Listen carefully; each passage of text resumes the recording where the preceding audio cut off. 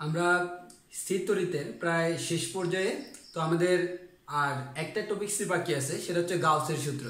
তো আমরা গাউসের সূত্র আলোচনা করার জন্য প্রাথমিক পর্যায়ে আমাদেরকে এই গাউসের সূত্রের জন্য প্রাথমিক কিছু আইডিয়া থাকা লাগবে। তো আমরা সেগুলো ধরে শুরু করব। তো তার মধ্যে একটা ইম্পর্টেন্ট টার্ম হচ্ছে, সেটা হচ্ছে তড়িৎ ফ্লাক্স। এই তড়িৎ ফ্লাক্স কি, সেই জিনিসটা নিয়ে আমরা আজকে আলোচনা করব এবং এরপর আস্তে আস্তে আমরা গাউসের সূত্রে ঢুকবো। এবং আমরা একটা কথা বলে রাখি, সেটা হচ্ছে গাউসের সূত্র আমরা কেন ব্যবহার করব। তোমরা যখন কুলম্বের সূত্র ব্যবহার করছিলা, ওই কুলম্বের সূত্রে আমরা একটা কথা বলছিলাম, সেটা হচ্ছে কুলম্বের সূত্র শুধুমাত্র বিন্দু আদানের ক্ষেত্রে প্রযোজ্য। কিন্তু বিন্দু আদান যদি না হয়, অথবা আমরা বলছিলাম কুলম্বের সূত্রের ক্ষেত্রে সব সময় আমরা যে জিনিসটা কাউন্ট করি, সেটা হচ্ছে আমাদের আধানটাকে আমরা গোলকের নিয়ে কাউন্ট করি। কিন্তু আমার আধানটা যদি গোলকের নিয়ে না হয়, অন্য কোনো শেপের হয় বা যে কোনো রকমের হোক, আমি কিভাবে করব? তখন আমি আর কুলম্ব দিয়ে করতে পারি না। তখন আমরা যার মাধ্যমে করতে পারবো, সেটা হচ্ছে গাউসের সূত্র। অর্থাৎ এক কথায় গাউসের সূত্র এমন একটা সূত্র, যে সূত্রের মাধ্যমে তুমি যে কোনোটাই ক্যালকুলেশন করতে পারবা। তো আমরা এখানে মূলত দেখাবো আমাদের গাউসের সূত্রে সবচেয়ে ইম্পর্টেন্ট যে টার্মটা, সেটা হচ্ছে প্রাবল্য নির্ণয়। তো আমাদের বিভিন্ন শেপের ক্ষেত্রে প্রাবল্য কেমন হবে, বিভিন্ন জায়গায় কিভাবে প্রাবল্যটা ক্যালকুলেশন করা হয়, ওই জিনিসটাই আমরা এখানে দেখাবো। তো আমরা শুরু করি যে প্রথমত আসি তড়িৎ ফ্লাক্স। এই তড়িৎ ফ্লাক্স পড়ার প্রথমে আমাকে যে জিনিসটা জানতে হবে, সেটা হচ্ছে আমাদের ক্ষেত্রফল কি জিনিস। তোমরা জানো যে আমাদের কোনো একটা তল যদি আমরা নিই, আমরা সাপোজ যদি ধরে নিই এই যে আমার এটা একটা তল, এই তলের যে দৈর্ঘ্য এবং প্রস্থ, এটাকে আমরা গুণ করলে যেহেতু এটা আয়তক্ষেত্র, আমরা এটা ক্ষেত্রফলটা বের করতে পারবো। আর বিভিন্ন শেপের ক্ষেত্রফল আমরা বিভিন্ন সূত্র দিয়ে নির্ণয় করতে জানি। তো এখন আমার মেইন কথা হচ্ছে সেটা না, সেটা হচ্ছে কোন একটা তল, এই তলটা সাপোজ আমরা শুরুতে আলোচনা করবো সমতল নিয়ে। এই তলটা যদি সমতল হয়, এই সমতল খেয়াল করে দেখো, আমরা আগে থেকে সাধারণত আমরা জানি ক্ষেত্রফল একটা, তোমরা অনেকে মনে করো ক্ষেত্রফল হচ্ছে স্কেলার রাশি। আসলে ক্ষেত্রফল কখনো স্কেলার রাশি না, এটা ভেক্টর রাশি। তো আমরা হয়তো এতদিন যেসব জায়গায় ইউজ করছিলাম, ওইখানে ভেক্টরটা কাউন্ট করা লাগতো না। কিন্তু প্রকৃতপক্ষে আমাদের ক্ষেত্রফল একটা কি রাশি? ভেক্টর রাশি। ওই জন্য আমরা এটাকে নাম দিব ক্ষেত্র ভেক্টর। কি নাম দিব? ক্ষেত্র ভেক্টর। এখন যখন আমি বললাম নাম দিব ক্ষেত্র ভেক্টর, তুমি খুবই কমন একটা প্রশ্ন করতে পারো, সেটা হচ্ছে তাহলে ক্ষেত্রফলের মান আমি বের করতে জানি, এর দিকটা কোন দিকে। তো আমরা একটু খেয়াল করে দেখি, কোন একটা সমতল যদি তুমি নাও, ওই তলের ঠিক লম্ব দিকে তার ক্ষেত্র ভেক্টরটা কাজ করে। তাহলে আবারও বলতেছি, ক্ষেত্র ভেক্টর কোন দিকে কাজ করে? কোন একটা তল, ওই তলের ঠিক লম্ব দিকে। তাহলে কোন একটা তলের লম্ব দিকে ক্ষেত্র ভেক্টরটা কাজ করে। আর ক্ষেত্রফলের মান কিভাবে নির্ণয় করতে, সেটা তোমরা ভালো করে জানো। এখন হচ্ছে আমাদের প্রশ্ন হলো, যদি আমাদের ক্ষেত্রফলটা, আমাদের এটা মনে করো তলটা, এই তলটা সমতল না হয় বক্র হলে কি হইতো? সাপোজ আমাদের এটা মনে করো বাঁকা, একটু এরকম বাঁকা। তো আমাদের বাঁকা তল হলে আমরা যে কাজটা করি, তুমি যতই বাঁকা তল নাও না কেন, ছোট্ট একটা অংশ যদি নাও, সাপোজ আমার এই বক্রতলের ছোট্ট একটা অংশ নিলে সেটা কিন্তু সমতল। তখন আমরা যে কাজটা করি, যদি এরকম বাঁকা তল থাকে, আমি তো আর বাঁকা তলের জন্য তো যে কোনো একদিকে ধরতে পারি না, তখন আমি ছোট্ট ছোট্ট অংশ ভাগ করি। যেমন আমি বলতে পারি এই পয়েন্টের দিকটা এদিকে, এই পয়েন্টের দিকটা এদিকে, এই পয়েন্টের দিকটা এদিকে। এর মানে তখন তোমাকে ক্ষুদ্র ক্ষুদ্র অংশে ভাগ করে নিতে হয়। ওই কারণে যদি আমার তলটা সমতল না হয়, তখন আমরা ক্যালকুলাসের মাধ্যমে এটাকে সমাধান করি। এবং গাউসের সূত্র পুরোটাই আমরা করব ক্যালকুলাসের মাধ্যমে। তো তাহলে আমাদের শুরু করা যাক। তাহলে আমি প্রথমে যে জিনিসটা জানলাম, সেটা হচ্ছে এটা মনে করো আমাদের কাছে কোন একটা তল আছে। এই যে আমাদের কাছে কোন একটা তল, এই তলের যে ক্ষেত্রফলের মান হচ্ছে এ। যেহেতু আমরা বলতেছি ক্ষেত্রফল একটা ভেক্টর রাশি, নিশ্চয়ই তার একটা দিক আছে। তাহলে এখন আমাকে বলতে হবে ক্ষেত্রফলের দিক কোন দিকে। ক্ষেত্রফলের দিক হচ্ছে সবসময় তলের লম্ব দিকে। তাহলে এই তলের ঠিক 90 ডিগ্রি অ্যাঙ্গেলে লম্ব দিকে ক্ষেত্র ভেক্টরটা কাজ করে। তাহলে আমাদের প্রথমত আমাদের একটা জিনিস জানা হয়ে গেল, ক্ষেত্রফল একটা ভেক্টর রাশি এবং এই ভেক্টরটাকে আমরা বলি ক্ষেত্র ভেক্টর। এবার আসো তড়িৎ ফ্লাক্স বলতে আমরা কি বুঝি। তো এখানে খেয়াল করে দেখো, সাপোজ আমার এখানে প্লাস কিউ পরিমাণ আধান আছে। তুমি যদি এখানে কোন একটা বিন্দুতে +1 পরিমাণ আধান রাখো, তার উপর সে একটা বল কাজ করবে, ওই বলটাকে আমরা বলি প্রাবল্য। এবার একটা জিনিস মাথায় রাখবা, এই প্রাবল্য বলতে কিন্তু আমরা একক ক্ষেত্রফলের জন্য বুঝি। অর্থাৎ পুরো ক্ষেত্রফলের জন্য প্রাবল্য এমন না, একক ক্ষেত্রফলের জন্য প্রাবল্যটা হচ্ছে কি? ই। তাহলে আমাদের একক ক্ষেত্রফলে যেটা পাই, যে বলটা পাই সেটাই হচ্ছে আলটিমেটলি আমার প্রাবল্য। তো একটু খেয়াল করে দেখি, আমি একক ক্ষেত্রফলে +1 পরিমাণ আধানের জন্য সেটা যে বল অনুভব করে তাকে আমরা বলি প্রাবল্য। এখন একটু খেয়াল করে দেখো, এই পয়েন্টে প্রাবল্যের দিক যেদিকে, এই পয়েন্টে প্রাবল্যের দিক অন্যদিকে, কারণ এখানে এটা +1 রাখলে যেদিকে মুভ করে, এখানে +1 রাখলে সেদিকে মুভ করে না। এখানে প্রাবল্যের দিক এদিকে, এখানে প্রাবল্যের দিক এদিকে। এখন আমরা তো আগেই বললাম কোন একটা আধান সেটাকে আমরা কিসের ন্যায় কল্পনা করি, গোলকের ন্যায়। তাহলে গোলকের ন্যায় কল্পনা করলে এই যে এই জায়গায় তুমি ছোট্ট একটা অংশ যদি নাও, ওই ছোট্ট একটা অংশ কিসের ন্যায়, সমতলের ন্যায়, এবং ওই তলের ঠিক লম্ব বরাবর তার ক্ষেত্র ভেক্টর এটা কাজ করে। আর এখানে আমরা দেখতেছি যখন আমরা এটা গোলাকার, আসলে গোলাকারের ক্ষেত্রে আমার কি হয়, প্রাবল্য যে দিয়ে কাজ করে আমাদের ক্ষেত্র ভেক্টরটাও ঠিক সেম দিয়ে কাজ করে, কারণ এইসব ক্ষেত্রে প্রাবল্য তলের লম্ব বরাবর, ক্ষেত্র ভেক্টরটাও তলের লম্ব বরাবর। তো আমরা আসি, আমাদের এখানে আমরা যে জিনিসটা বলতে পারি সেটা হচ্ছে এই যে আমার আধানটা, এই আধানের চারদিকে দেখো অনেকগুলো ফ্লাক্স আছে। এই ফ্লাক্স গুলো আলটিমেটলি আমাদের প্রাবল্যের কারণে সৃষ্ট। এই যে আমার ফ্লাক্স গুলা, টোটাল যে ফ্লাক্সটা, টোটাল যে বলরেখাটা, আমাদের অনেকগুলো বলরেখা আছে একটা আধানের চারদিকে। এই আধান থেকে মোট যতগুলো বলরেখা বের হয়, ওই মোট বলরেখার পরিমাণ হচ্ছে তড়িৎ ফ্লাক্স। তাহলে আমরা কি বলতে পারি, কোন একটা আধান, এই যে এই আধান থেকে যে যতগুলা বলরেখা বের হচ্ছে, ওই বলরেখার সংখ্যাকে আমরা বলি তড়িৎ ফ্লাক্স। এটা হচ্ছে একটা ডেফিনিশন। এই ডেফিনিশন অনুযায়ী আমাদের বলরেখার সংখ্যা আমরা একটু পরে বের করব। আপাতত আমরা অন্য একটা ডেফিনিশনে যাই, সেটা হচ্ছে কি, আচ্ছা তুমি যে বলতেছো বলরেখা মানেই তো আমরা এক কথা বলতে পারি আমাদের প্রাবল্য। কেন? কারণ ওই যে প্রাবল্যের কারণেই তো বলরেখা সৃষ্ট। কারণ আমরা জানি একক ধনাত্মক আধান স্থাপন করলে সেটা যেদিকে মুভমেন্ট করে ওটা হচ্ছে আমার বলরেখার দিক। অর্থাৎ তাহলে আমি একক ধনাত্মক আধান দিয়ে প্রাবল্য বের করি, একক ধনাত্মক আধান দিয়ে আমি বলরেখা বের করি, তাহলে দুইটাকে আমি সেম ক্যাটাগরিতে ফেলতে পারি। এখন একটু খেয়াল করে দেখো, এখানে একটা কথা আছে, সেটা হচ্ছে সবসময় আমরা আগে কিন্তু বলছি আমরা এখন গাউসের সূত্র করতেছি, মানে সবসময় তলটা এরকম হবে না, গোলাকার হবে না আধানটা, এটা আমাদের সারফেসটা অন্যরকম হইতে পারে।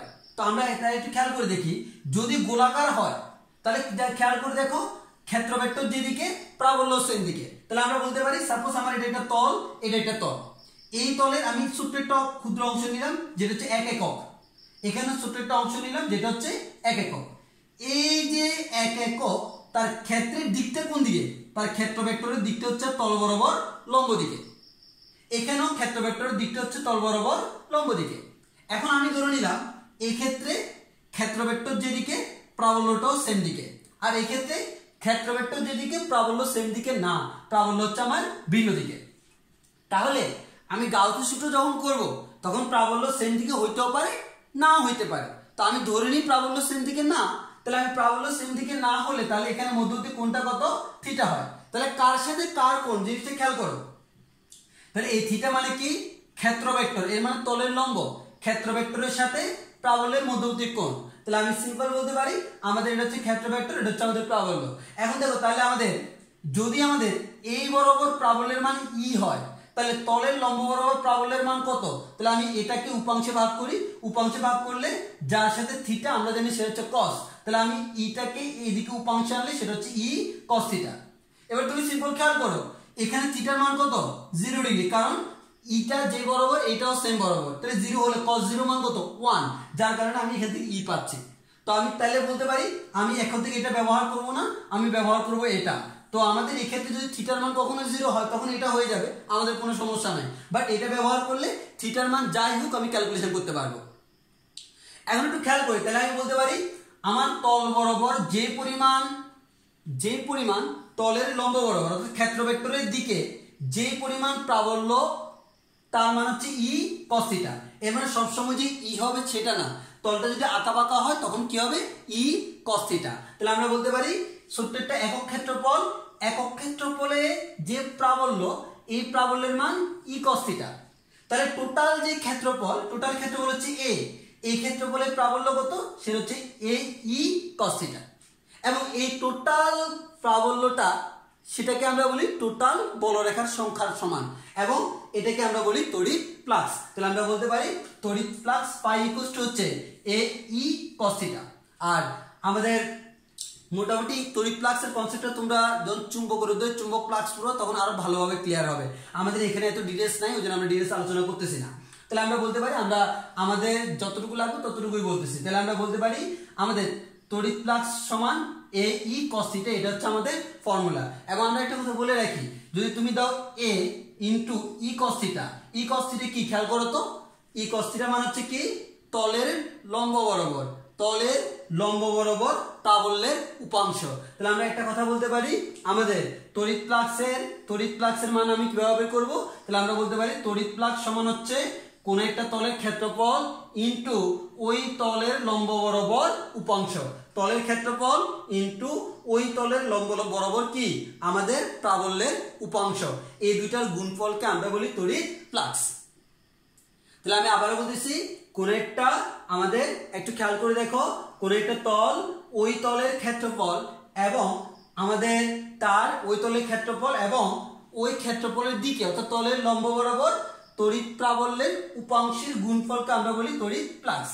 এর কথা হলো এখানে তুমি এই পয়েন্টে দেখো ক্ষেত্র ভেক্টর যেদিকে, এই পয়েন্টও ক্ষেত্র ভেক্টর সেম দিকে, এই পয়েন্টও ক্ষেত্র ভেক্টর সেম দিকে, সব পয়েন্টই সেম দিকে হওয়ার কারণে তুমি এটা ব্যবহার করতে পারতেছো, কারণ আমাদের ক্ষেত্র ভেক্টরের দিকের কোনো পরিবর্তন হচ্ছে না আর আমাদের প্রাবল্যতা একটা দিকে কাজ করতেছে। কিন্তু আমাদের যদি আমি চিন্তা করি, আমাদের তলটা সমতল না, তলটা আমার বক্র হলে কিন্তু আমার সব জায়গায় সেম হবে না, তখন আমরা কি কাজ করি, তখন আমরা ক্ষুদ্র ক্ষুদ্র অংশে ভাগ করে নিই। তো আমরা সেই জিনিসটাই দেখি যে আমার তলটা যদি আমাদের সরলরেখা না হয়ে সমতল না হয়ে বক্রতল হয়, যে আমার তলটা হচ্ছে আমার বক্রতল, তখন আমরা কি করি, তলের মধ্য থেকে ছোট্ট একটা অংশ কাউন্ট করি। তাহলে আমরা ধরে নিই আমার টোটাল তলের ক্ষেত্রফল যদি এ হয়, আমি তলের মধ্য থেকে এই ছোট্ট একটা অংশ কাউন্ট করে নিচ্ছি, যার মানে হচ্ছে কি ডি এ, অর্থাৎ ক্ষুদ্র একটা অংশের জন্য আমরা কাউন্ট করে নিব। তাহলে এই ক্ষুদ্র একটা অংশের জন্য মনে করো আমাদের ডি এ এইদিকে, এবং আমি ধরে নিলাম আমাদের প্রাবল্যের দিকটা হচ্ছে এদিকে, মধ্য দিক কোনটা হচ্ছে থিটা। তাহলে আমি এখান থেকে খুব সিম্পলি বলতে পারবো আমাদের, তাহলে আমি তখন এখান থেকে বলতে পারবো সেটা হচ্ছে কি, আমাদের যেহেতু ক্ষেত্রফলটা অত্যন্ত ক্ষুদ্র, ফ্লাক্সটাও আমাদের অত্যন্ত ক্ষুদ্র হবে, তখন আমরা বলতে পারবো ডি পাই ইকুয়ালস টু হচ্ছে আমার ই কস থিটা ডি এ। তখন আমরা এভাবে এটাকে ডিফাইন করতে পারবো, অর্থাৎ আমরা ক্ষুদ্র আকারে দেখাচ্ছি এবং এখান থেকে পুরোটা পাইতে হলে আমাদের কি করতে হবে, ইন্টিগ্রেশন করতে হবে। তখন আমি বলতে পারবো phi equals to integration of D phi মানে হচ্ছে এটা, তাহলে আমরা বলতে পারি E cos theta d A. এর মানে এটাকে ইন্টিগ্রেশন করলে আমি টোটাল যে আমাদের তড়িৎ ফ্লাক্স, ওই তড়িৎ ফ্লাক্সটা আমি নির্ণয় করতে পারবো। তো এখন আমরা তাহলে একটু খেয়াল করে দেখি আমাদের এখানে, তাহলে আমরা এক কথায় আমরা যে জিনিসগুলো বলতে পারি সেটা হচ্ছে কি, প্রথমত আসি আমাদের সমতলের জন্য আমরা পাইছিলাম ফ্লাক্স পাই ইকুয়ালস টু হচ্ছে আমাদের কি পাইছিলাম এ ই cos থিটা। এখানে দেখো এ একটা ভেক্টর, ই একটা ভেক্টর, তো আমার দুইটা ভেক্টর ইনটু cos থিটা মানে কি তাদের ডট গুণফল তোমরা জানো। তাহলে আমরা বলতে পারি এ ভেক্টর ডট ই ভেক্টর বলা যায়, তাহলে আমরা পাই ইকুয়ালস টু বলতে পারি এ ভেক্টর ডট ই ভেক্টর বলতে পারি। তো আমাদের এখানে একটু খেয়াল করে দেখো, তাহলে আমি এ ভেক্টর ডট ই ভেক্টর বলতে পারি অথবা ই ভেক্টর ডট এ ভেক্টর বলতে পারি, কোনো সমস্যা নেই, কারণ আমরা জানি কি এ ডট বি সমান বি ডট এ, আর দুইটি ভেক্টরের ডট গুণফল কি রাশি, স্কেলার রাশি। তাহলে আমরা বলতে পারি তড়িৎ প্লাস একটা কি রাশি, স্কেলার রাশি। তো এতটুকু আমরা জানলাম। এখন একটু খেয়াল করো, যদি তুমি ক্ষুদ্রাতে ক্ষুদ্র চিন্তা করো, তাহলে আমি এখান থেকে বলতে পারি যে আমি যেখানে বলছিলাম এ cos থিটা, সেখানে এখন হয়ে যাচ্ছে D pi equals to E cos theta d এ। তাহলে আমরা এখান থেকে বলতে পারি ডি পাই ইকুয়ালস টু এটাকে এভাবে লেখা যায়, সেটা হচ্ছে ই ভেক্টর, আমাদের এখান থেকে আমরা যেটা বলতে পারি E vector dot d A ভেক্টরও বলা যায়, যে আমাদের এই দুইটার ডট গুণফল। তাহলে আবার আমি এখান থেকে আরেকটা কাজ করতে পারি, সেটা হচ্ছে এই ডি পাই তো ক্ষুদ্রাতি ক্ষুদ্র অংশ, টোটালটা বের করতে হলে কি করতে হবে, ইন্টিগ্রেশন। তাহলে আমরা পাই ইকুয়ালস টু বলতে পারি integration of E cos theta d A, অথবা phi equals to integration of E vector dot d A vector. এবার একটু খেয়াল করে দেখো, অলরেডি আমরা তড়িৎ ফ্লাক্সের ফর্মুলা পেয়ে গেছি। তুমি যখন গাউসের ফর্মুলা করবা, গাউসের ক্ষেত্রে একটা কথা বলে রাখি, সেটা হচ্ছে গাউস করতে হলে আমাদের কোন একটা আধান মনে করো, এই আধানটা মনে করো কিউ, এই কিউ এর জন্য গাউসের সূত্র অ্যাপ্লাই করতে হলে তার চারদিকে আমাকে একটা তল বিবেচনা করে নিতে হয় এবং এই তলটা হয় সবসময় বদ্ধ। কেমন হয়? বদ্ধ।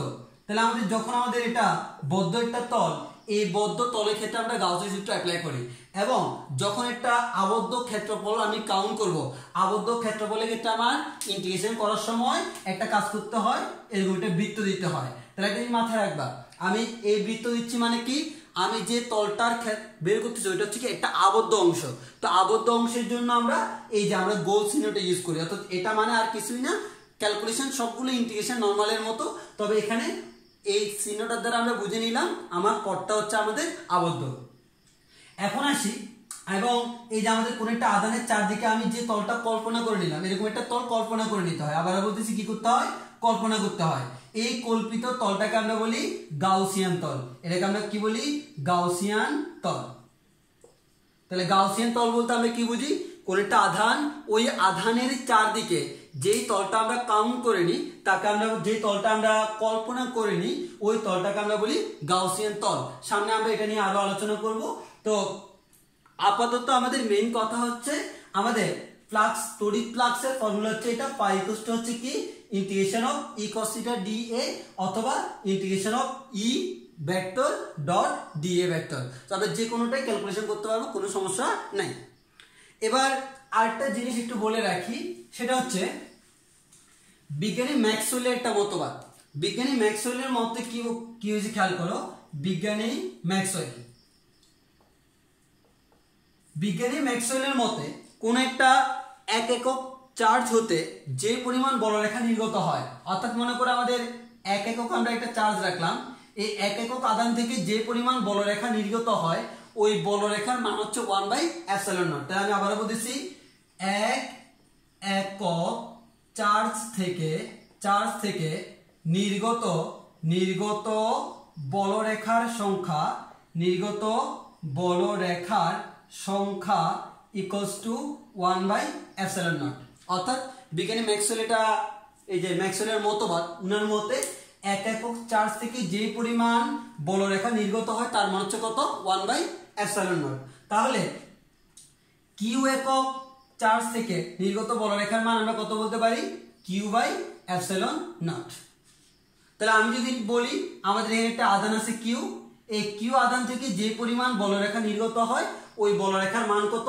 q/ε0। এবং এখান থেকে তোমরা কিন্তু একটা কথা বলতেই পারো, একটা আমরা বলছিলাম চুম্বক ফ্লাক্স মানে হচ্ছে টোটাল বলরেখার সংখ্যা। তাহলে আমরা এখান থেকে এটাও বলতে পারি চুম্বক flux phi equals to q/ε0 বলা যায়, কারণ আমার টোটাল বলরেখার সংখ্যা হচ্ছে কত? q/ε0। এবং চাইলে তুমি একটু আগে যে ক্যালকুলেশন করছিলা integration of E cos θ dA, এটা সমান আমরা বলতে পারি q/ε0।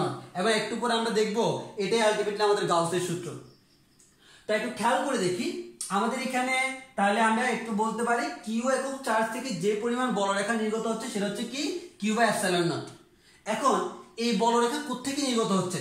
পুরোটা থেকে না, তাহলে পুরোটা ক্ষেত্রফল ধরে নিলাম a। তাহলে এই ক্ষেত্র থেকে নির্গত বলরেখার পরিমাণ কত? q/ε0। তাহলে একক ক্ষেত্রফল থেকে কতগুলো নির্গত হয়? q/a/ε0, ঠিক কি না? তাহলে আমরা বলতে পারি একক ক্ষেত্রফল থেকে এই পরিমাণ নির্গত হয়। আর একটা আগে তোমাদেরকে বলছিলাম তড়িৎ প্রাবল্য মানে কি? তড়িৎ প্রাবল্য মানে হচ্ছে একক ক্ষেত্রফল থেকে যে পরিমাণ বলরেখা নির্গত হয় সেটা হচ্ছে আমার তড়িৎ প্রাবল্য। তাহলে আমরা বলতে পারি তড়িৎ প্রাবল্য E equals to q/a/ε0। অনেকে কনফিউজ হয়ে যেতে পারো, তার জন্য আমরা একটু প্রমাণ করে দিই। q/a, a মানে কি ক্ষেত্রফল না? তাহলে আমাদের এই যে আধানটা এটা একটা গোলক, তাহলে গোলকের পৃষ্ঠতলের ক্ষেত্রফল কত? 4πr², তাহলে ε0। তাহলে সাজাইলে কি ভাবে লেখা যায়? 1/4πε0 q/r²। খেয়াল করে দেখো, এটাই আমরা প্রাবল্যের ফর্মুলা করছিলাম। তাহলে আমরা বলতে পারি এখান থেকে আমরা এটাই প্রমাণ করতে পারি, যেহেতু এই যে ফর্মটা এটা আমাদের প্রাবল্য নির্দেশ করতেছে, তাহলে আমরা বলতে পারি প্রাবল্য মানে হচ্ছে কি একক ক্ষেত্রফল থেকে নির্গত বলরেখার পরিমাণ। তাহলে আবারও বলতেছি, একক ক্ষেত্রফল থেকে নির্গত বলরেখার সংখ্যা হচ্ছে কি তড়িৎ প্রাবল্য, আর টোটাল বলরেখার সংখ্যাটা হচ্ছে কি তড়িৎ ফ্লাক্স। দুইটার মধ্যে পার্থক্যটা বুঝতে হবে। তাহলে আমরা আশা করি এটাতে কোনো প্রবলেম হবে না। আমরা এই সুযোগে আমাদের তড়িৎ প্রাবল্যের আরো একটা প্রমাণ দেখাই দিলাম যে আমরা এভাবেও চাইলে তড়িৎ প্রাবল্যের যে ইকুয়েশনটা সেটা আমরা প্রমাণ করতে পারি। তো এবার আসি, তাহলে আমাদের অলরেডি মোটামুটি আমাদের গাউসের সূত্র পড়ার জন্য যতটুকু জিনিস দরকার আমাদের মেইন প্রিপারেশনটা হয়ে গেছে। তো এখানে একটু খেয়াল করে দেখি, সেটা হচ্ছে কি, একটু আগে তো বললাম আমাদের ই ইকুয়াল টু আমাদের কি ছিল বলতো, E equal to Q by A epsilon naught ছিল, তাই না? তাহলে E equal to Q by A epsilon naught. তো আমি এখানে একটা কাজ করতে পারি, E A equal to Q by epsilon naught লিখতে পারি। তো আসলে খেয়াল করে দেখো, ই এ এখানে আলটিমেটলি কেমন ছিল, কোন একটা আধান কিউ, এই কিউ আধানের জন্য তার ক্ষেত্রফল হচ্ছে এ। এখন দেখো আমি ওইখানে ফর্মুলার ক্ষেত্রে আমি কিন্তু এটা ধরে নিয়েছিলাম এটা হচ্ছে একটা গোলাকার আধান, আর গোলাকার যদি হয় তুমি যদি খেয়াল করে দেখো গোলাকারের ক্ষেত্রে এই পয়েন্টটা তুমি চিন্তা করো, এই পয়েন্টে তার ক্ষেত্র ভেক্টরের দিক কোন দিকে, এই দিকে, তার প্রাবল্যের দিক কোন দিকে, একই দিকে। এর মানে আলটিমেটলি এক্ষেত্রে এই দুইটার মধ্যবর্তী কোণ কত, 0 ডিগ্রি। তাহলে আমি ই এটাকে আমরা চাইলে ই এ cos থিটাও বলতে পারি, divided q by epsilon naught. cos theta না আলটিমেটলি এখানে cos 0, তাহলে cos 0 আসলে cos 0 হওয়ার কারণে সেটা আমার দেখে বোঝা যাচ্ছে না, তাই আমি বলতে পারি E A cos theta equal to হচ্ছে q by epsilon naught. Ultimately খেয়াল করে দেখো তো, ই এ cos থিটা এটাই তো আমার প্লাস ছিল, ফাই ইকুয়াল টু হচ্ছে কিউ বাই এপসিলন নট। আমরা একটা আগে দিছিলাম phi equal to Q by epsilon naught এবং আমরা সেই জিনিসটা পাইলাম। তাহলে আমরা এভাবেও প্রমাণ করতে পারি। তো আমাদের এখন আমরা একটা ইম্পর্টেন্ট জিনিস প্রমাণ করব, সেটা হচ্ছে কি, সবাই একটু ভালো করে খেয়াল করো। আমাদের যে জিনিসটা প্রমাণ করব সেটা হচ্ছে কি, খেয়াল করো, সেটা হচ্ছে তাহলে ফাই ইকুয়াল টু আমরা পাইলাম কত, কিউ বাই এপসিলন নট। তাহলে আবার ফাই ইকুয়াল টু আমরা জানি integration of E vector dot d A vector equal to Q by epsilon naught, এবং আবদ্ধ তলের ক্ষেত্রে আমরা গোল চিহ্ন দিই। তাহলে আমি বজ্রগুণক করলে কি হয়, epsilon naught into E vector dot d A vector equal two বলতে পারি আমাদের কিউ, আর এটা তো আমাদের ফাইও বলা যায়, অর্থাৎ আমি চাইলে তো এখান থেকে ডাইরেক্টলি বলতে পারি আমাদের epsilon naught phi equal to হচ্ছে কিউ। এবং তুমি এখানে চাইলে এভাবে লিখতে পারো epsilon naught E D A cos theta equals to Q. একটু ভালো করে লক্ষ্য করে দেখো, আমি এখানে যদি বলি এ লাইন আর এ লাইনের মধ্যে কোনো পার্থক্য নাই, এবং এ লাইনের মধ্যে তেমন কোনো পার্থক্য নাই, কারণ আলটিমেটলি ওই যে প্লাস ফাই তাকে এভাবে লেখা যায়, তাকে এভাবে লেখা যায়। এখানে আলটিমেটলি কি মিন করতেছে খেয়াল করো, এখানে আলটিমেটলি যে জিনিসটা মিন করতেছে, আমি এই যে এই পুরোটা তো প্লাস মিন করে, আমি এখান থেকে বলি সেটা হচ্ছে কি এ প্লাস। তাহলে আমরা একটা জিনিস খেয়াল করে দেখি, আমরা এটা পাইছিলাম কার জন্য, কোন একটা আধানের জন্য। তাহলে কোন একটা আধান যদি কিউ থাকে, ওই কিউ আধানের জন্য কি হয় খেয়াল করো, আমি তার যে তড়িৎ ফ্লাক্স আছে ওই তড়িৎ ফ্লাক্সকে যদি এপসিলন নট দ্বারা গুণ করি, তাহলে কি বললাম, তার যে তড়িৎ ফ্লাক্স আছে ওই তড়িৎ ফ্লাক্সকে যদি এপসিলন নট দ্বারা গুণ করি, তাহলে যেটা পাই সেটা হচ্ছে তার আধানের পরিমাণ।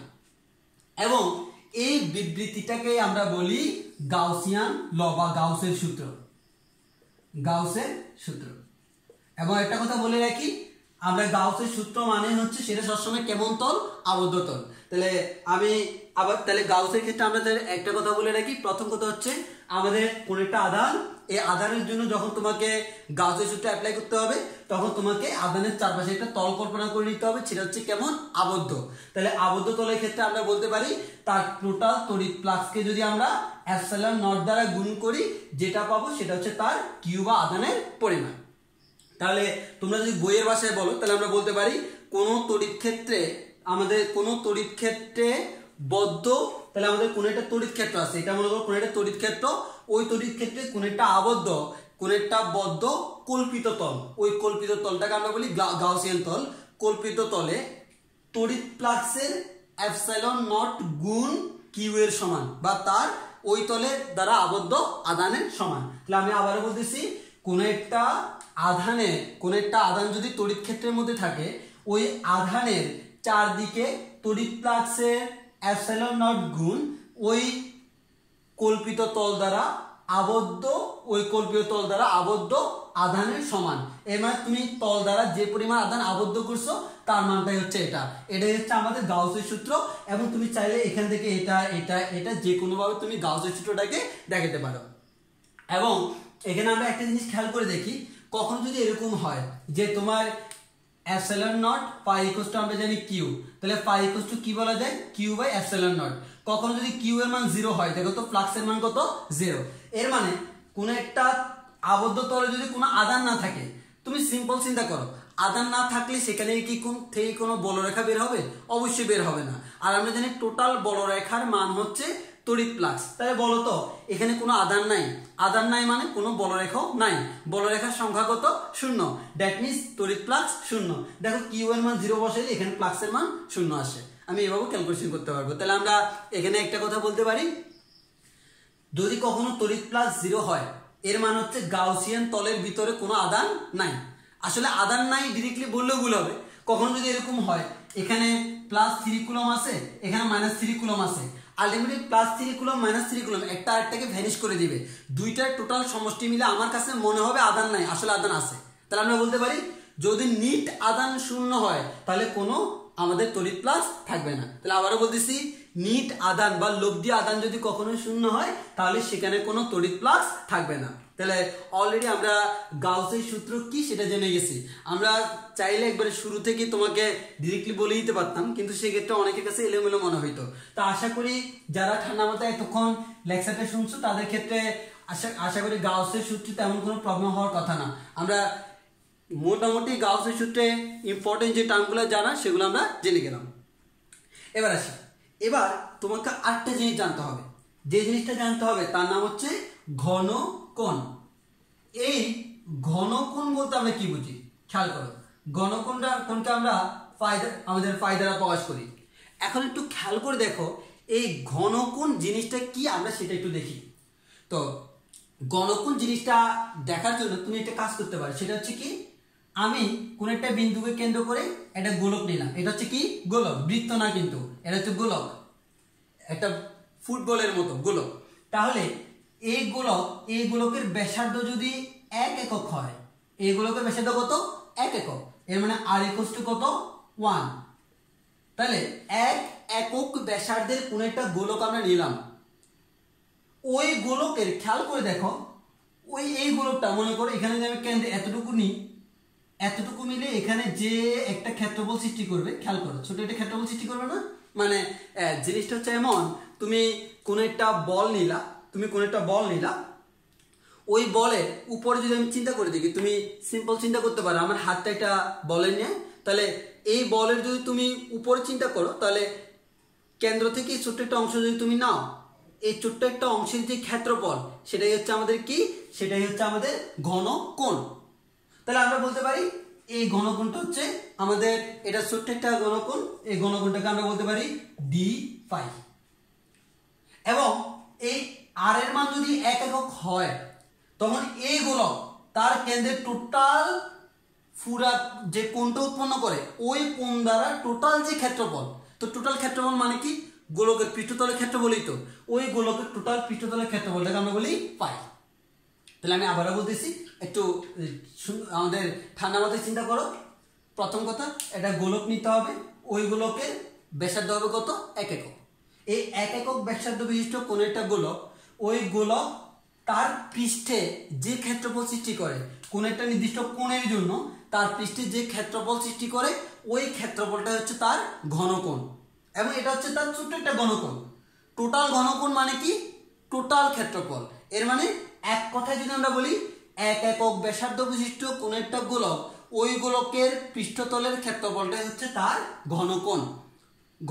তাহলে আমাদের অনেকে আবার মনে করো ঘনকোণ মানে হচ্ছে এক ধরনের কোণ, আসলে কোণ না, এটা আসলে এক ধরনের ক্ষেত্রফল। তাহলে আমরা বলতে পারি আমাদের ঘনকোণ ফাই ইকুয়াল টু আমরা কি বলতে পারি, টোটালটা। তাহলে টোটাল মানে কি বলতো, আমরা কোন একটা গোলকের পৃষ্ঠতলের ক্ষেত্রফল কি জানি আমরা, 4 পাই আর স্কয়ার। এবার একটু খেয়াল করো, আচ্ছা বলতো, আমি যদি ঘনকোণ বলতে যাই, আর এর মান কত হবে, 1 একক। আর এর মান 1 একক না হলে তাকে তুমি ঘনকোণ বলতে পারবা না। তাহলে আমরা এখান থেকে বলতে পারি আর এর মান যদি 1 একক হয়, এটা হবে 1 স্কয়ার। তখন আমরা বলতে পারি পাই ইকুয়াল টু কত, 4 এর মানে এক ঘনকোণ সমান কত ডিগ্রি? আমাদের 4 ডিগ্রি। তাহলে আমরা এক ঘনকোণ সমান বলতে পারি 4 এটাকে আমরা কোণ হিসেবে ব্যবহার করতে পারি, আবার ক্ষেত্রফল হিসেবে ব্যবহার করতে পারি। এবং তুমি খেয়াল করো এই 4 টা আলটিমেটলি তার ভিতরের যে কোণটা। তো আমরা ওইসব দিকে ম্যাথের দিকে না যাই, আমরা মেইনলি আমাদের জানা ছিল এটা ঘনকোণ কি। এবার আসো, অলরেডি ঘনকোণ কি আমি জেনে গেলাম। এবার আসো আমাদের আরেকটা গোলক কল্পনা করি। সাপোজ আমি একটা বড় গোলক কল্পনা করলাম, আমাদের সরি দেখতে অন্যরকম হয়ে গেল। আমি একটা বড় গোলক কল্পনা করলাম। এই বড় গোলক চিন্তা করে দেখো, এই বড় গোলকের জন্য সবাই একটু ভালো করে খেয়াল করো। তুমি যদি তার এই ক্ষেত্রফলটা নাও, এটা কিন্তু এই যে আমাদের একটা তল আমরা পেয়ে গেলাম। এখন একটু খেয়াল করো, এটা তো আমার একটা গোলক, তার ব্যাসার্ধ হচ্ছে আর। কিন্তু আমাদের গোলক হলে তো আমি কুলম্বের সূত্র ব্যবহার করতে পারি। যদি আমার তলটা যদি একবারে সুষম গোলক হয় তখন তো কুলম্বের সূত্র ব্যবহার করতে পারি।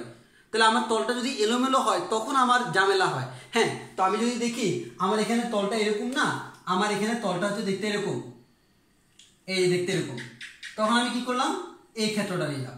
তাহলে খেয়াল করো, তাহলে তোমার একটু খেয়াল করে দেখো, ঘনকোণের জন্য তোমার কি লাগে? গোলক লাগে। কিন্তু তোমার তো তলটা গোলক না, তাহলে তুমি কি করলা? এই পয়েন্টে তুমি এটা গোলক কল্পনা করে নিলা। দেন তোমার এই যে অংশটা, এই অংশটার ক্ষেত্রফল নাম দিলা DA। এই দুইটা তলের মধ্যে যে কোণ হচ্ছে কত? থিটা। তাহলে বলো তো এটা যদি DA হয় এটা হবে কত? DA cos theta. এবং এটাকে আমি নাম দিলাম, এটাকে আমি এই যে এটাকে নাম দিলাম, এটাকে আমি নাম দিলাম d ওমেগা, এবং টোটাল ক্ষেত্রফলটাকে নাম দিলাম ওমেগা। তাহলে আমি বলতে পারি আমার d ওমেগাটা মান কত? DA cos theta. অর্থাৎ তাহলে আমি একটা কথাই বলতে পারি, আমি এখানে যে কাজটা করলাম, আমার লাগবে গোলক, কিন্তু আমার তলটা আসলে গোলকের মতো না, আমি তাকে গোলকের মতো কল্পনা করে নিলাম। তাহলে দেখো, আমি যখন DA না লিখে এখানে DA cos থিটা লিখবো, তখন এটা কিসের ন্যায় মনে হবে? গোলকের ন্যায় মনে হবে। তাহলে এটা খেয়াল করো, তাহলে আমি অলরেডি পেয়ে গেলাম d omega equals two DA cos theta. তাহলে এই গোলকের ক্ষেত্রফল কত? ব্যাসার্ধ কত? আর। তাহলে এই গোলকের ক্ষেত্রফল ওমেগা সমান কত হবে? ওমেগা সমান হবে 4 r স্কয়ার। আর আমাদের ঘনকোণের জন্য যেটা লাগবে তার ব্যাসার্ধ কত হতে হবে? 1 একক। তাহলে আমি যদি এটাকে 1 এককে কনভার্ট করি, এটা যদি 1 একক হয় তখন এটা হবে আমাদের কি? এটা আমাদের পাই। এখন আমি যে কাজটা করব, এই দুটার মধ্যে কম্পেয়ার করব। কারণ দেখো, পরীক্ষায় তোমার কখনো 1 একক থাকবে না, পরীক্ষায় থাকবে যে কোনো ব্যাসার্ধ। তোমাকে কি করতে হবে? 1 এককে কনভার্ট করে নিতে হবে। তাহলে দেখো, আমার প্রথম কথা হচ্ছে তলটা গোলকের মতো ছিল না, আমি গোলকে কনভার্ট করলাম। গোলকে কনভার্ট করার পর আমার ব্যাসার্ধ কিন্তু 1 একক না, এখন আমাকে 1 এককে কনভার্ট করে নিতে হবে। তাহলে আমি এখানে যদি জানি ওমেগা, এখানে যদি পাই, তাহলে আমি এই দুইটার রেশিও বের করি। তাহলে আমি এখানে একটা কাজ করতে পারি, ফাই ডিভাইড বাই ওমেগা সমান কত আসে? ফাই এর মান কত বলো তো? 4 আর ওমেগা মানে কি? এই পুরোটা ক্ষেত্রফল কত? 4 r স্কয়ার বলতে পারি। তাহলে আমরা এখান থেকে আলটিমেটলি যে জিনিসটা পাইলাম সেটা হচ্ছে আমাদের pi divide by omega equals to, তাহলে আমরা বলতে পারি আমাদের এখানে 4 চলে যাবে, এখানে থাকবে 1/r স্কয়ার। তাহলে আমি এখান থেকে যে জিনিসটা বলতে পারি, আমার ফাই যেটা পাবো, আমার টার্গেট কি? আমার টার্গেট হচ্ছে এই পাইটা বের করা, ঘনকোণ। তাহলে ফাই ইকুয়ালস টু আমরা বলতে পারবো কি? ফাই ইকুয়ালস টু বলতে পারবো omega divided by r square.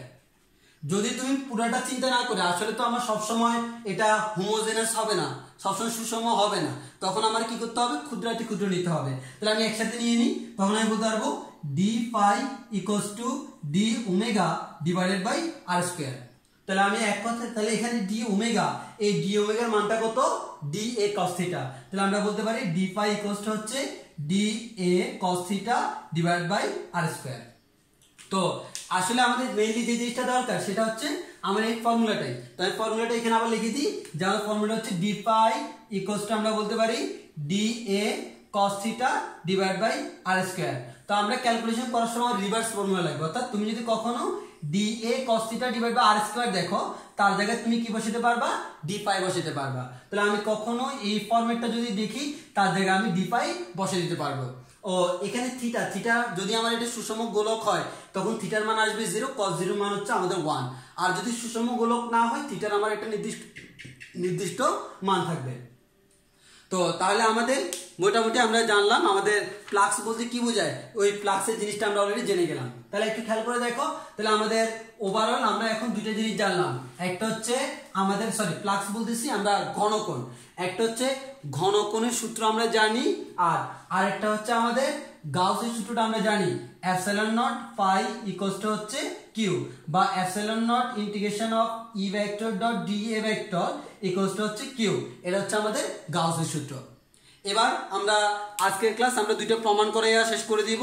আমার একটা প্রমাণ হচ্ছে কুলমের সূত্র থেকে গাউসের সূত্র, আর একটা হচ্ছে গাউসের সূত্র থেকে কিভাবে কুলমের সূত্র পাবো। আসলে গাউসের সূত্র আর কুলমের সূত্রটা আলাদা কোনো কিছু না, দুইটা টার্গেট সেম। তো আমি এখন যে কাজটা করব, প্রথমে আমরা যে কাজটা করব, কুলমের সূত্র যেহেতু আমরা জানি, এই কুলমের সূত্র থেকে গাউসের সূত্রটা আমরা প্রমাণ করব। তাহলে আমরা আসি যে আমরা কুলমের সূত্র থেকে গাউসের সূত্র প্রমাণ করি। একটু খেয়াল করে দেখো, তাহলে আমি আগে উপরে লিখে রাখি, উপরে লিখবো কি কুলম, কুলম থেকে গাউসে যাব, কুলম থেকে গাউস। তো কুলমের সূত্রটা আমরা কি একটু দেখি। আমরা জানি কুলমের সূত্র F ইকুয়ালস টু আমরা জানি 1/4 pi epsilon naught Q Q naught divided by R square. এটা হচ্ছে বলের ফর্মুলা। এবং প্রাবল্য যদি বলি, প্রাবল্য E ইকুয়ালস টু হচ্ছে আমার 1/4 pi epsilon naught Q divided by R square. যখন আমার একক আধান তখন হচ্ছে প্রাবল্য, যখন আধানের একটা মান থাকবে কিউ নট তখন সেটা হচ্ছে আমাদের বল, সেটা আমরা জানি। তো এখন একটু খেয়াল করে দেখি, আমাদের খেয়াল করো মেইন টার্গেটটা কি। মেইন টার্গেট হচ্ছে তুমি কুলমের সূত্র এগুলো জানো, আর তোমার লাগবে কি গাউসের সূত্র। অলরেডি গাউসের সূত্র আমি জানি, গাউসের সূত্রে আমার কার সাথে রিলেশন, তড়িৎ ফ্লাক্সের সাথে। তো আমি একটা কাজ করি, তড়িৎ ফ্লাক্সের ফর্মুলাটা আমরা জানি phi equals to integration of E D A cos theta. হ্যাঁ, তাহলে আমাদের এটা আমরা জানি E D A cos theta, এটা হচ্ছে আমাদের কি ফ্লাক্সের ফর্মুলা, সেটা আমরা আগে থেকেই জানি। এখন আমার কথা হচ্ছে এই যে আমি জানি, এই জানা জিনিস থেকে আমাকে গাউসের সূত্রটা আনতে হবে। এটা আমাদের তড়িৎ ফ্লাক্স, এটা আমি জানি। কুলমের সূত্র আমি জানি, এই কুলমের সূত্র থেকে গাউসে কনভার্ট করতে হবে। দেখো তাহলে কুলমের সূত্র অনুযায়ী আমরা কি জানি, ই এর যে মান, ই এর মান কত 1/4 pi epsilon naught Q divided by R square, আর এদিকে আছে কি ডি এ কস থিটা। এবার একটু খেয়াল করে দেখো, তো আমি ইন্টিগ্রেশনও বলতে পারি। আমাদের এখানে দেখো একটু ভালো করে খেয়াল যদি তুমি করো, তাহলে তুমি একটু খেয়াল করে দেখবা, এখানে আমাদের Q by 4 pi epsilon naught, এটাকে আমি আলাদা রাখলাম, Q by 4 pi epsilon naught, আর বাকি যেটা সেটা হচ্ছে কি D A cos theta divide by R square. তুমি দেখো এই যে D A cos theta divide by R square, এটা কি পরিচিত মনে হয়? একটু আগে বলছিলাম এটা কি ডি পাই, এটাকে আমরা লিখতে পারি ডি পাই। আর এখানে এটা তো আমার কনস্ট্যান্ট, কনস্ট্যান্টটা বের হয়ে চলে আসলে কি হবে, তাহলে আমি এখানে কনস্ট্যান্ট বের করে আমরা বলতে পারি Q divided by 4 pi epsilon naught into integration of D phi.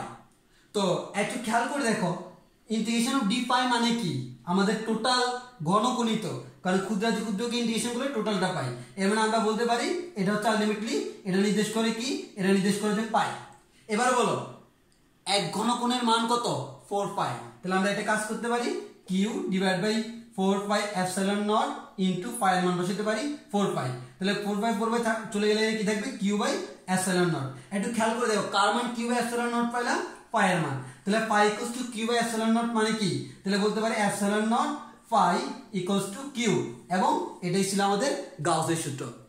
তো তাহলে আমরা এখান থেকে একটা কথা বলতে পারি, অথবা আমরা এটাকে এভাবে লিখতে পারি, সেটা হচ্ছে integration of E D E vector dot d A vector equals to epsilon not, এটাই ইকুয়ালস টু কিউ লিখতে পারি। তাহলে খেয়াল করো, আমাদের তড়িৎ ফ্লাক্স কি আমরা সেটা আগে থেকেই জানতাম, আর কুলমের সূত্র আমরা জানি, এই কুলমের সূত্র অ্যাপ্লাই করে শেষ পর্যন্ত আমরা গাউসের সূত্রটা পেয়ে গেলাম। তাহলে কখন যদি বলা হয় কুলমের সূত্র থেকে গাউসের সূত্র প্রমাণ করো, তখন তোমাকে এই ক্যালকুলেশনটা করতে হবে, এবং এটা তোমার শিখা লাগবে। কেন?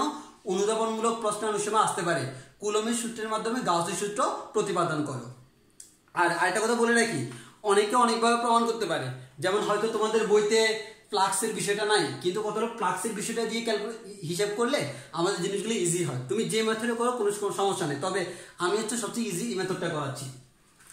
তাহলে এবার আসি, আমাদের কুলমের সূত্র থেকে গাউসের সূত্র ক্যালকুলেশন করা শেষ। এবার রিভার্স ফর্মুলা, যে আমরা উল্টা কাজটা করবো, সেটা হচ্ছে কি গাউসের সূত্র থেকে কুলমের সূত্রে যাব। তাহলে আমাদের এবার যাব কি গাউসের থেকে কুলম্বের সূত্রটা প্রমাণ করব। তাহলে পরীক্ষায় এটাও অনুধাবনমূলক প্রশ্ন আসতে পারে যে আমাদের গাউসের সূত্র থেকে কুলম্বের সূত্রটা প্রতিপাদন করো। তো গাউসের সূত্র থেকে কুলম্বের সূত্র যদি তুমি যাও তাহলে একটু খেয়াল করে দেখো কুলম্বের সূত্রটা আলটিমেটলি কি। মনে করো এখানে কোন একটা আধান আছে, এই আধান যদি আমাদের থাকে কিউ, এখানে যদি আমাদের কোন একটা একক ধনাত্মক আধান দিই তার উপর যে প্রাবল্য কাজ করবে, প্রাবল্যের মান হচ্ছে কত ই, এবং এই ছোট্ট একটা ক্ষেত্রফল নিলে ক্ষেত্রফলটাকে আমরা বলতে পারি ডি এ, আর টোটাল ক্ষেত্রফলটা এ সমান আমরা জানি 4 পাই আর স্কয়ার, সেটা হচ্ছে গোলকের পৃষ্ঠতলের ক্ষেত্রফল। আর আমাদের এখানে ওই যে আগের মতো হেল্প নিতে হবে ফ্লাক্সের, ফ্লাক্স সমান আমরা কি জানি integration of E D A cos theta. এবার একটু খেয়াল করো, তুমি যদি কুলম্বের সূত্র দাও, কুলম্বের সূত্র কিন্তু আলটিমেটলি কিসের ন্যায়, গোলক, সবকিছু গোলকের মতো কল্পনা করতে হয়। তো তুমি যদি গোলকের মতো কল্পনা করো, এখানে ই এবং ডি এ দুইটার মধ্যবর্তী কোণ কত 0 ডিগ্রি, তখন আমি থিটার মান কত বসাবো 0, আর cos 0 মান কত 1, তখন আমি এখান থেকে বলতে পারবো cos 0 মান যদি 1 হয় এই অংশটা 1 হয়ে যাবে। আমি এখানে চাইলে বলতে পারবো যে পাই ইকুয়ালস টু আমাদের ই ডি এ বলা যায়। তাহলে এটা হচ্ছে phi equals to E D A. এখন একটু ক্যালকুলেশন করে দেখো যে আমার এখানে প্রাবল্য, তুমি যদি এরকম একটা গোলক নাও, দেখো এ পয়েন্টে প্রাবল্য যদি বের করো, এ পয়েন্টে প্রাবল্য যদি বের করো, যেহেতু সুষম গোলক প্রত্যেকটা পয়েন্টে প্রাবল্য কি হবে সেম হবে, কারণ দেখো প্রত্যেকটা পয়েন্টে দূরত্ব সেম। এখানে একটা একক ধনাত্মক রাখলে এখানে প্রাবল্য ই, এখানে একক ধনাত্মক রাখলে এখানে প্রাবল্য ই, এর মানে প্রত্যেকটা পয়েন্টে প্রাবল্য কি সেম। তো প্রাবল্য যেহেতু প্রত্যেকটা পয়েন্টে সেম, দ্যাট মিন্স এটা কি কনস্ট্যান্ট। কনস্ট্যান্টটা বের করে নিয়ে আসো, কনস্ট্যান্টটা বের করে আনলে আমি বলতে পারি E integration of D A. Integration of D A মানে কি টোটাল আবদ্ধ অংশের ক্ষেত্রফল। তো আমার টোটাল আবদ্ধ অংশের ক্ষেত্রফলটা কত বলতো 4 পাই আর স্কয়ার, অর্থাৎ পৃষ্ঠতলের ক্ষেত্রফল। তাই আমি বলতে পারি ই ইনটু এখান থেকে বলতে পারি 4 পাই আর স্কয়ার, এটা হচ্ছে আমার পায়ের মান। তাহলে আমরা এখান থেকে ই ইনটু 4 পাই আর স্কয়ার বলতে পারি। এখন একটু খেয়াল করে দেখো যে আমাদের যদি এটা আমরা বলতে পারি, এবার বলো গাউসের মতে পায়ের মান কত কিউ বাই এপসিলন নট। তাহলে আমি যদি জানি phi equals to Q by epsilon naught, তাহলে বলা যায় equals to E into 4 pi R square. এবার দেখো তাহলে এখান থেকে বলা যায় ই ইকুয়ালস টু কত 4 পাই আর স্কয়ার, নিচে গেলে আমরা সাদা লিখতে পারি 1 by 4 pi epsilon naught Q by R square. তাহলে এটা হচ্ছে আমার প্রাবল্যের ফর্মুলা। এখন এটা তো আমি পেলাম প্রাবল্য। তো কুলম্বের সূত্র বলতে আসলে আমি প্রাবল্য বুঝি না, বল বুঝি। তো আমি ই পেয়ে গেলাম, তো এফ ইকুয়ালস টু আমরা কি জানি কিউ নট ইনটু ই। তাহলে এফ ইকুয়ালস টু আমরা বলতে পারি কিউ নট ইনটু ই এর মান 1 by 4 pi epsilon naught into Q by R square. এখান থেকে বলা যায় F equals to 1 by 4 pi epsilon naught Q naught divide by R square. দেখো খেয়াল করে দেখো, হেল্প করছে আমাদেরকে চুম্বক ফ্লাক্স, তড়িৎ ফ্লাক্স। আর আমি শুরু করছিলাম, দেখো আমি এখানে টেকনিক যেটা ইউজ করছিলাম সেটা হচ্ছে কি গাউস। তাহলে গাউসের ফর্মুলা যখন বসাইলাম সেখান থেকে আমি ক্যালকুলেশন করে কুলম্বের সূত্রটা পেয়ে গেলাম। আর এর আগের বার কি করছিলাম কুলম্বের সূত্রটা বসাইয়া গাউস সূত্রটা পেয়ে গেলাম। তাহলে আমি একটা কথাই বলতে পারি যে আমাদের কুলম্ব এবং গাউস দুইটা টার্গেট সেম, তবে গাউস দিয়ে আমি যে কোনোটা বের করতে পারি। তো আপাতত তাহলে আমরা একটা কথা বলতে পারি, আপাতত আমাদের আজকের ক্লাস এখানেই শেষ করব। তবে আমাদের আগের ক্লাসে কিন্তু আমাদের এই যে আমরা আজকের আগামীকালকের যে ক্লাসটা নেক্সট ক্লাস যেটা, ওই নেক্সট ক্লাসে আমরা যে কাজটা করব এই গাউসের সূত্রে অ্যাপ্লিকেশনগুলো দেখাবো। এর মানে তুমি গাউসের ফর্মুলাগুলো জানো, এখন এগুলো অ্যাপ্লাই করে কিভাবে তুমি বিভিন্ন ক্যালকুলেশন করতে পারো, এগুলো অ্যাপ্লাই করে তুমি কিভাবে বিভিন্ন আধানের জন্য প্রাবল্য বের করতে জানো। মেইনলি প্রাবল্য বের করব, অনেকগুলো প্রমাণ আমরা দেখাবো, ওই প্রমাণগুলো দেখি পরীক্ষা আসবে। তো আমাদের আজকের ক্লাস এতটুকুই শেষ, এবং আগামী ক্লাসটা করতে হলে আমাদের আজকের ক্লাসটা মাথা রেখে তারপর আগাইতে হবে। তো আজকের ক্লাস এতটুকুই, ধন্যবাদ সবাইকে।